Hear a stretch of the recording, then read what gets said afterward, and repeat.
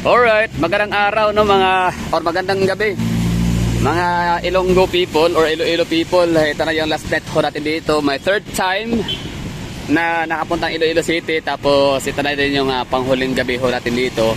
Dahil bukas ako ay tutulak na papuntang Aklan, no? Malay Aklan, Boracay Island. Yan lang, kumbaga maraming thank you kasi maganda yung lugar nyo. Ako'y nag-i-enjoy. Tapos walang kasawa-sawa, no? And 99.9% ay dito yung huli kong punta dito sa Iloilo. I shall return, of course. Ganda ng lugar, no? Consistently beautiful Iloilo City. Kanami-nami gid ba. Tapos sa wakas nakapunta rin ako ng Oton. Although hindi ko man na-enjoy masyado yung lalakad sa Oton kasi umulan at may kulog at pagkidlat pa. Yeah, okay lang siguro yun, no? Tapos yun, bukas bago tutulak ng Boracay, sana naman ay madaanan ko rin yung Pavia para makita ko naman yung pang-apat na bumubuo ng Metro Iloilo. Kasi diba Metro Iloilo, Guimaras, Pavia, Oton, yun ho yung apat na lugar na yan na bumubuo ng Metro Iloilo. Ito tayo, naglalakad tayo dito, walking in the rain. I find myself trying to hide. Ayun, the rain ba yun? So dito tayo, naglalakad tayo dito sa gilid ng kalsada ng Mandurriao or Diversion Road. Benigno Aquino Diversion Road, Iloilo City. Kasi we're heading to SM City, Iloilo. Or SM City, Mandurriao.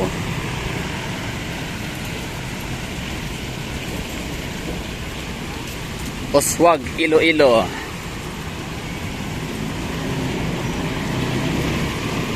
Napaka dito, no? Napaka chill sa Iloilo.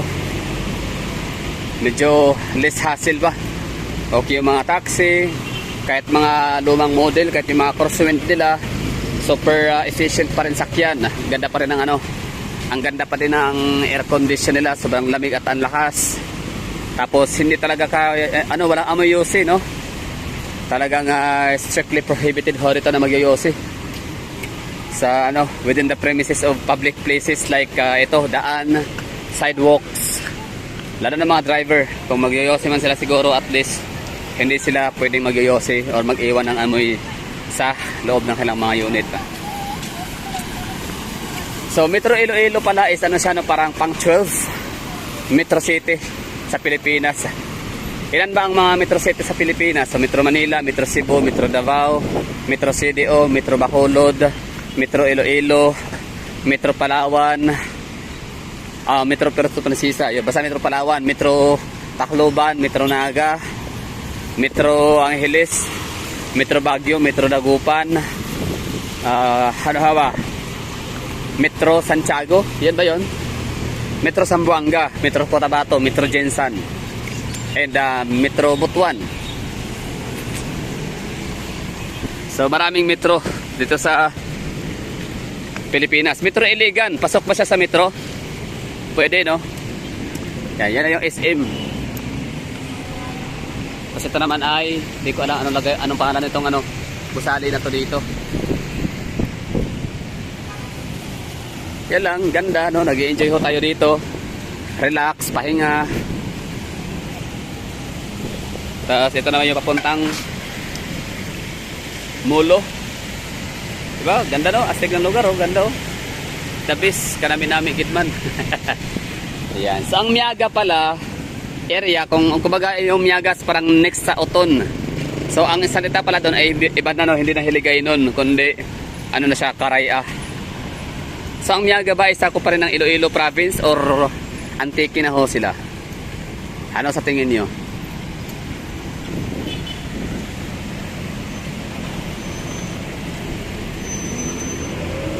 South Point Coffee Break next. Ay, alam ko na, maganda ngayon magkape. Okay, coffee break ho tayo.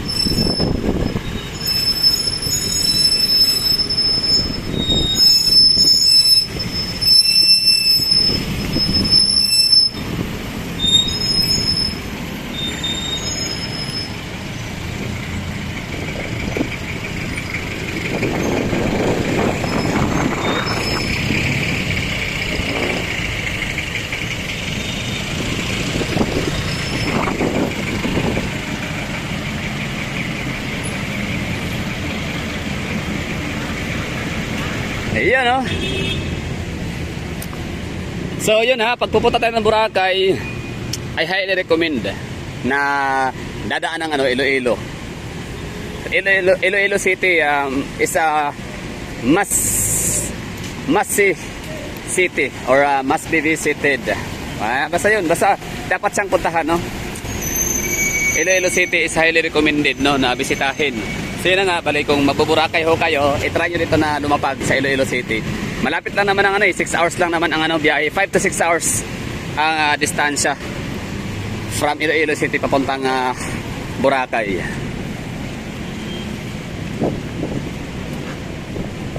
Para man lang kahit paano ba, makikita nyo ng kasi kunya, for example, kayo mga taga Metro Manila, baka kasi iniisip nyo kapag Progressive City, highly urbanized city, Metro City, more likely kamukha talaga sa Cebu City, kamukha sa Metro Manila na crowded, traffic. So nagkakamali ho kayo, no? Kasi hindi talaga ibig sabihin na hindi kailangan maging traffic kapag Progressive City ka. Kasi ibig sabihin pala possible pala maging maganda yung urban planning development kahit ikaw pa ay isang highly urbanized city or isang metro city or progressive city, di ba? Kasi minsan kasi sa vlog ko doon sa Pasay City, nasabi ko doon na traffic and heavy traffic and congested na mga kalsada at highway means progress, yan nasabi ko doon. So mali pala, no? Kasi may nagsabi doon naman, nag-respond, sabi niya na hindi sir, ibig sabihin na po niyan poor urban planning development kaya nagkaroon ng traffic. So hindi mo kailangan maging traffic, hindi mo kailangan maging congested highway para lang masabi na ikaw progressive city. Kasi marami ding mga syudad or mga towns na napaka-traffic. Oo. Pero hindi naman sila highly urbanized city, hindi naman sila progressive city or municipality. For example, meron akong let's set an example. Alam niyo yung Maragondon is siya, no, parang one of the oldest town or municipality in Cavite province. Kung saan doon nilitis si Andres Bonifacio hanggang sa dinala siya sa Ternate at doon siya pinaslang. So itong Maragondon is maliit lang talaga na town niya, no. Hindi ko lang mahanap ko yung sa Wikipedia kung ilan ang population consist ho sila. Pero napakalit na talaga ng municipality in town ho nila ng Maragondon. Pero napakasikip ng ng kanilang kalsada. So it doesn't mean na yun na, napakasip ng kalsada, traffic, lalo kapag peak hour labasan sa eskwela. Pero hindi naman sila progressive city. Hindi nga sila naging city ever, no? Kapag hanggang ngayon, pa rin sila municipality, small town of Cavite. So yun lang siguro. Maraming thank you sa panonood and bye bye. Ingat.